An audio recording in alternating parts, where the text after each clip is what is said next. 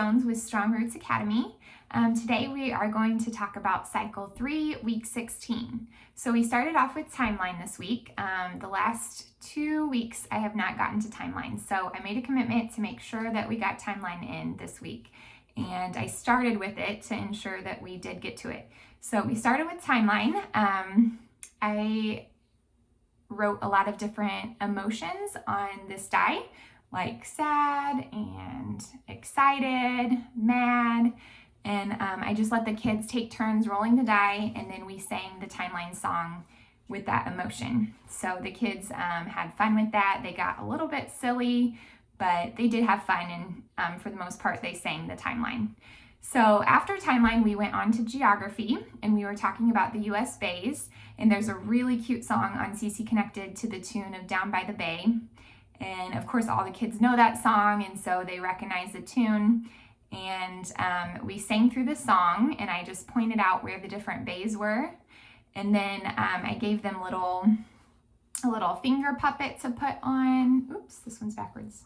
Little finger puppet to put on their finger, and then we just sang through the song, and we pointed to the different bays with our finger puppets.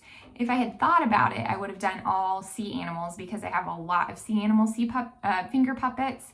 And, I could have said, like, let's go swim in the Chesapeake Bay and things like that. But I didn't think about it until after class. But if you happen to have a lot of sea animal finger puppets, then that would be a really fun thing for the kids to do.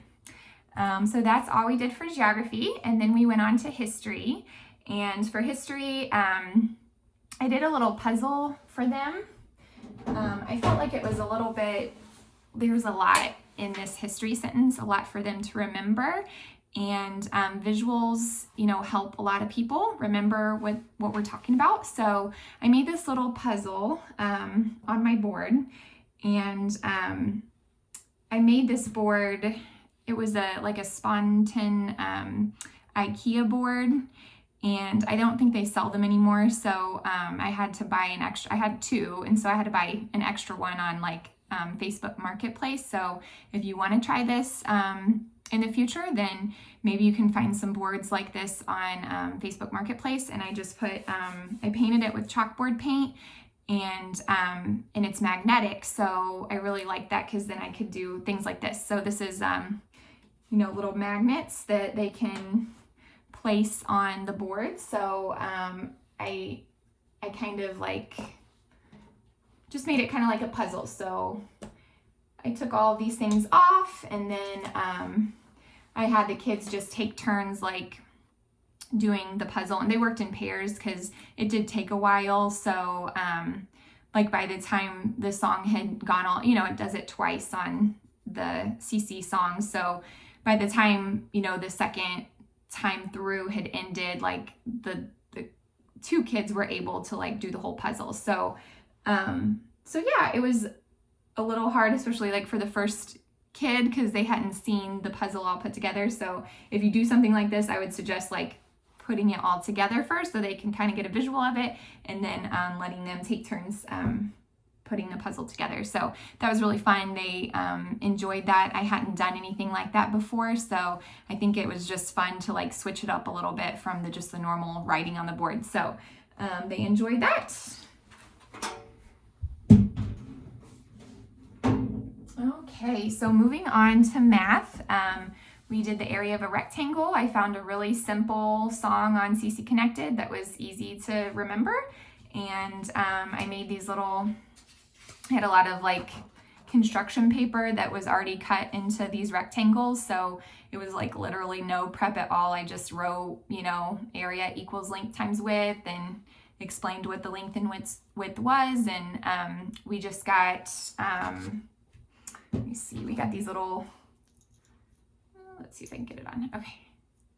We just got these little eye people, and we just kind of jumped from the length times the width, and we just kind of did that over and over again throughout, the song, and we did it 7 times. So that's all we did for these.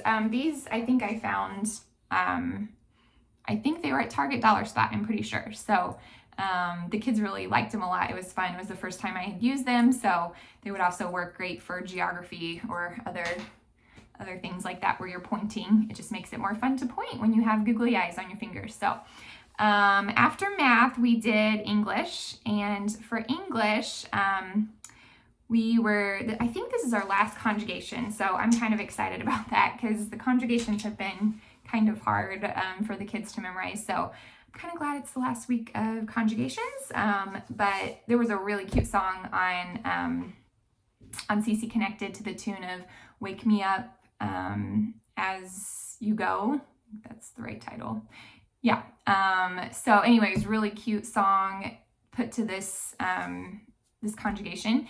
And we just did active things. I was like, let's go. And, we just did jumping jacks and ran in place and did squats, kind of like mathercise. I just adapted it to English. So that's what we did for math, and it got them moving.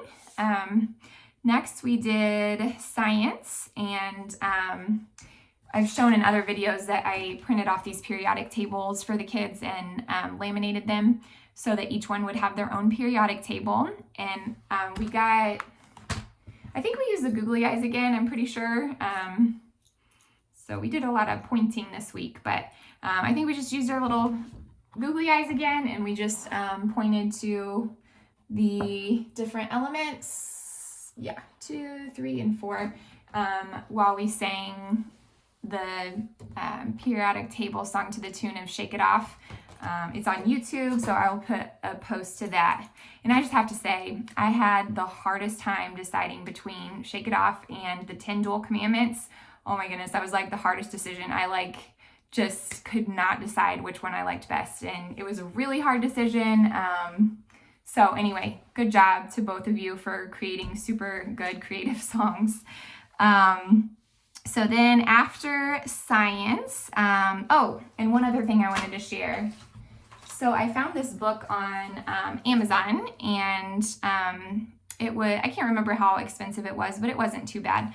But the kids had a lot of questions about elements, they didn't really know what they were and who created them. And so I explained that God created the different elements, and some other moms were explaining that it was building blocks of life, and but it's really kind of confusing for them. They don't even really understand what we're talking about. So I found this book, and it's really cool. It has different things that these elements appear in or are made from. So lithium, you can see all sorts of different things that lithium is found in. Even shrimp, lithium is found in shrimp, which who knew? So, and then I just showed them all 4 of the elements that we talked about in class, and they really liked it. It created a lot of good discussion, and I think they understood what they were a lot better. So I think I did that during review time, but I mean, it's pretty quick and easy, so probably you could even do it during new grammar. So I plan to do that for the rest of the, what do we have? 8 more elements to go. So yeah, that was, I think that's a really good resource. So I will put a link to that down below as well. After science, we ended with Latin, and we're continuing our song by King Things. And we just did ASL hand signs for that. So I'll go ahead and go through the different ASL hand signs. So without, you have your fists together, and you just pull them apart and open your fists. Without him, was made. We've done this one a lot. So I think you just twist twice, but I end up twisting a lot. Twice. Made, and then nothing, you do an O hand shape, and it's you kind of toss it away, nothing. That, you do a Y hand shape. So this is kind of similar to our same, but that, you do a Y hand shape and you put it into your left hand. That was made. So we do made a lot in this song. So I'll go ahead and sing it with the hand motions. I'll start in Latin. Et sine ipso factum est, nihil quod factum est. And without him was made nothing that was made. So that finishes up new grammar. And next we did hands-on science. And I've explained we're doing probability first, and then we're going to do our science experiments. So for probability, we were doing the blueberry pancake batter, and our director found, I don't know if she found it or made it. I think she said she found it, but I'm not sure where she found it. So it's just 6 like plain pancakes on a page, and she laminated them. And then we just had the kids draw in the blueberries with a blue dry erase marker. And so you just assign a number to each of the pancakes, and then let the kids take turns rolling the die. And whatever number they roll, you put a blueberry on that pancake. And so we did that, and then you're supposed to do it 30 times. And so she had a little worksheet that we were able to fill out, which made it really easy to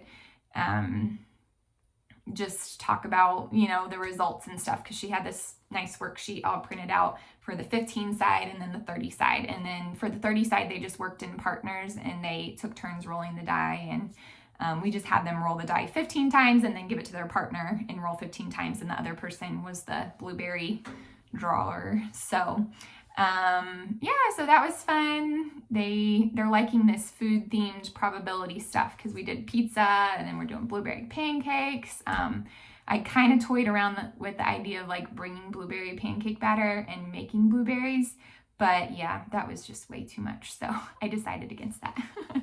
After hands-on science, we did fine arts, and we're continuing our great artists. And we talked about Norman Rockwell. And I showed a lot of examples of his work and explained that a lot of them were like humorous. And so we talked about that, and just that they're everyday American scenes. We talked about how, the pictures tell a story.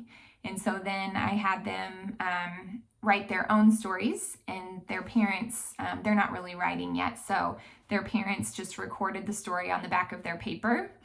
And some of them were really out there, but it was fun, just listening to their little stories. And then they flipped the page over and they drew their scene, and then they just colored it with colored pencils. So yeah, they enjoyed that. It was fun to draw our scene. And then for review, normally we do presentations like right in the middle of our day, but we had to do presentations early and snack time early. And so we had like science, art, and review all back to back. And I knew that was going to be a lot for my kids, just being 4 to 6. And so I did kind of a simpler review activity because I knew their brains would just be like done at that point.